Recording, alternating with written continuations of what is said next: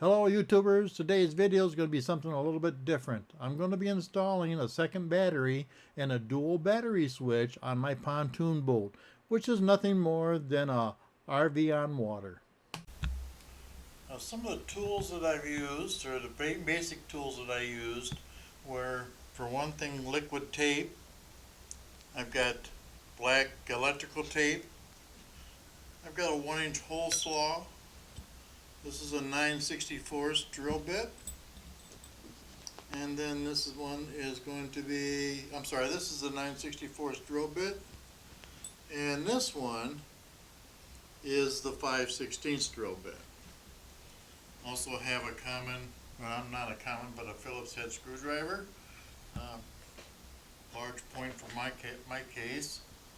9/16 combo wrench, open and closed end. Of course, the tape measure, pencil, and a square.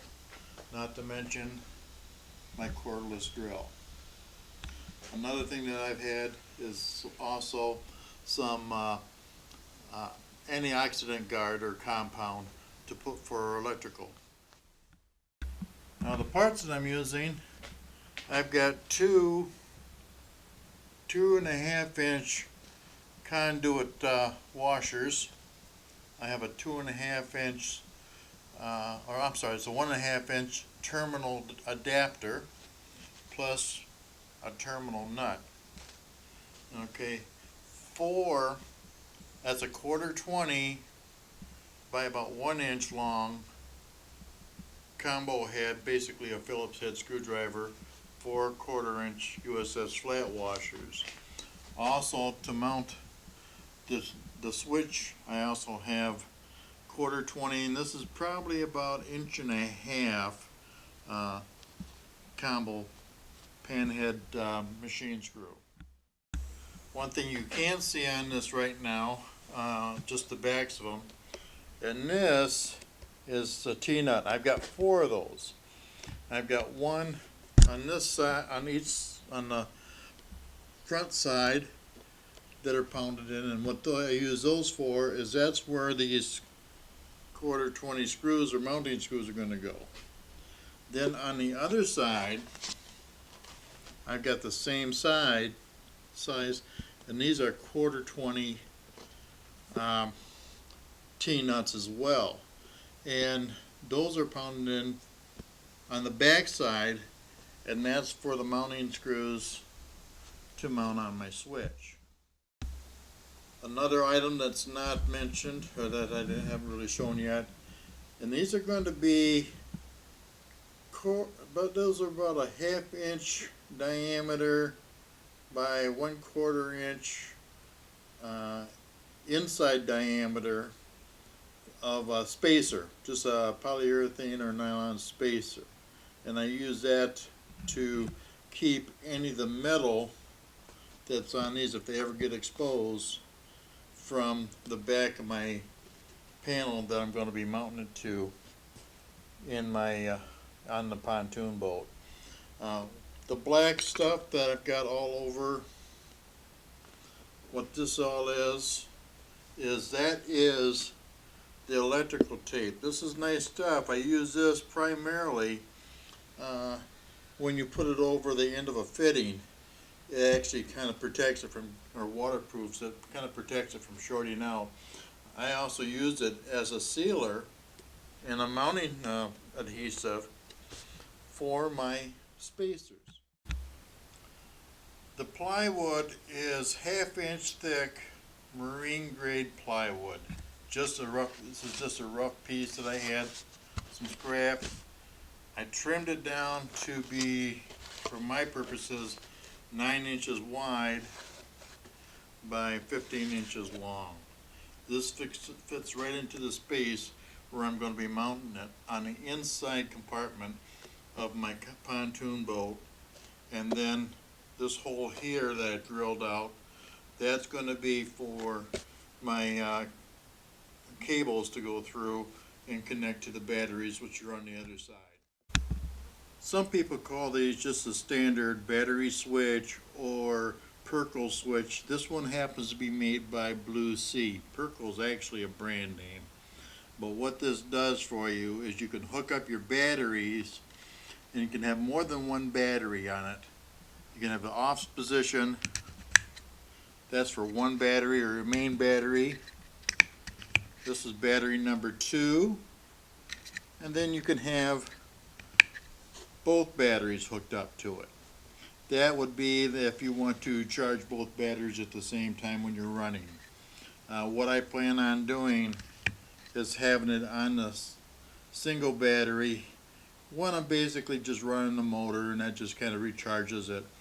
If I'm out on the lake in the sandbar and I'm going to be running my lights, my radio, and any other equipment, then I'll have it on my auxiliary battery. And then if I want to charge them both up at the same time, I have it on 1 and 2. When I store it at night or store it over the winter, then I'll just simply have it on shut off. Now to complete my hookups to each battery for my positive cables, I've already pre-mounted the cables on the back of my switch for 1 and 2. I've got two 36-inch long cables. Rather than writing on with marker, I use a tape system. One strand or one line of black electrical tape around the cable indicates it's going to be for battery number 1. This I can see when it gets on the outside of the other side of the wall next to the battery connection. And then the other 18-inch or 36-inch, that's got 2 pieces of tape on it, which means it's for battery number 2. Also, to make the connection, I've got 2 Hillman stainless steel 5/16 wing nuts, and those are forged wing nuts, not stamped. And so that makes it easy to make my connection on and off the battery. At that time, I'll be using the antioxidant compound, or they call it like compound grease or electrical grease, and that keeps it from oxidizing.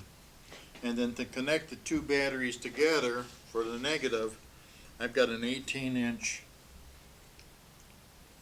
black ground cable, and that's all I really need because it's long enough from one to connect to the other one. Now to get ready to transport everything down to the boat, just so I don't lose anything, I've already installed my conduit channel, which this is actually going to keep my cables or prevent them from chafing or vibrating and causing them to crack or create a short. I've installed my mounting screws, and then I've also put in each one of the mounting screws for the board that's going to go through the back side of the bulkhead. And those everything I've just kind of finger tightened them in. That way I don't lose them and they're handy, and when I get down to the boat I don't have to look for it. There's another look of my switch, my positive cables, my negative cables, my electrical grease, as well as my 4 forged wing nuts, and those are all ready to go down to the boat to be installed. Now, after cleaning out my whole compartment here behind my seat in front of where the batteries are, I measured the bulkhead, confirmed the fit, and as you can see, I've got my 5/16 drill bit mounted in my drill, and I'm going to go ahead and drill out those holes for the mounting screws.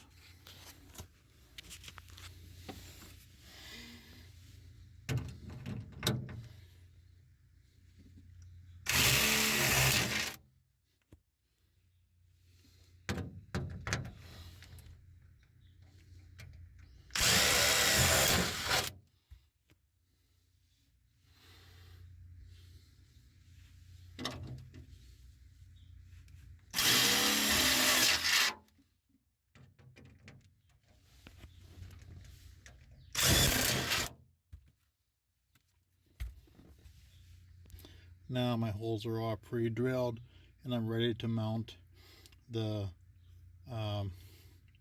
mounting board into the spot for the switch. Now, as you can see, I've lined everything all up and tightened down my screws, and after double checking, board's nice and solid. Okay, I've got my strain relief for my adapter mounted. Had to fiddle around with it a little bit, end up pulling the board off and doing it again because the threads were too long for the nut, or actually the nut would only go down about 2 or 3 threads. So what I had to do is I had to reverse it. And in order to do that, I had to put my adapter into the hole first and then bring it around through the bottom. There we go. So I ran that through and then put my washer and my nut on there, so now it's nice and solid. And the board mount, there was enough space or enough thread on the mounting screws to go all the way through. So that part of it's done. Now my next step is, first of all, I made sure my switch was in the off position because I don't want anything happening. And then I'm going to connect my accessory ground and my motor ground, or my accessory power supply, or positive, and my motor positive side to this middle post. Again, I've put some dielectric grease or anti-corrosive grease onto my terminals, and I'm doing the same thing on my switch as it did on the batteries. Again, that's to protect it. So I won't, with being so exposed to water, I don't want any corrosion, or I want to eliminate as much possibilities as I can. Now all my connections are made, so I'm going to go ahead and mount it onto the board. Okay, it's all mounted. As you can see, I did bring my fuse box, or my breaker, into the inner compartment that keeps it dry and also easily acceptable. And I mounted all 4 screws. I do recommend only don't tighten them all the way down until you get all 4 of them mounted in. Otherwise, it's going to be hard to get the 3rd or the 4th, or even both screws in. So I lightly mounted them, and then after they all caught threads, I tightened them down. Not too tight, just like on the back of the switch. I don't overdo it because you don't want to strip it or damage the box. First I'll do a test on the accessories, because I've got my key handy. You can't see it too well, but the light is on. Horn works. Now we'll go back. I'll turn on the radio.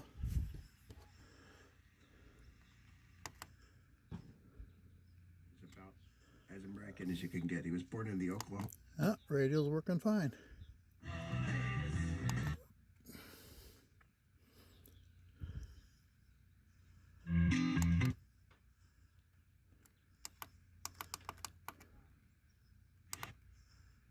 COVID positivity rate 10 times lower. Okay. My power switch, or auxiliary power, is on, so that's working. Okay, you can't see it too well because of the camera, but power's reading 12.6. I've turned my power on to, or my switch to the 1 position for the motor. I'm not going to turn it on too loud because the prop is out of the water. But we'll go over here, turn the key. Okay, so we got power there. So that's working fine. And right now it's showing it's about 12.4. It's been sitting there, it probably needs to be charged up a little bit. So in the meantime, check my depth finder. That should be working. Okay, that's coming up. Depth finder, aka fish finder. It's reading 0 degree, 0 depth, because I'm not even a foot deep. It's only a few inches where it's at right now. So I got the pontoon back as far as I probably could do it, maybe a little bit too much. So we'll leave that, shut that off.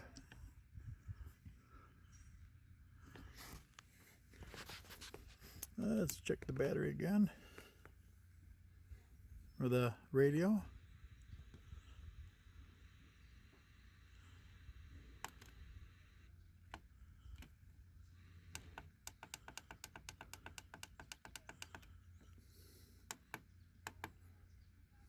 Quid pro quos. Yeah, and that's good.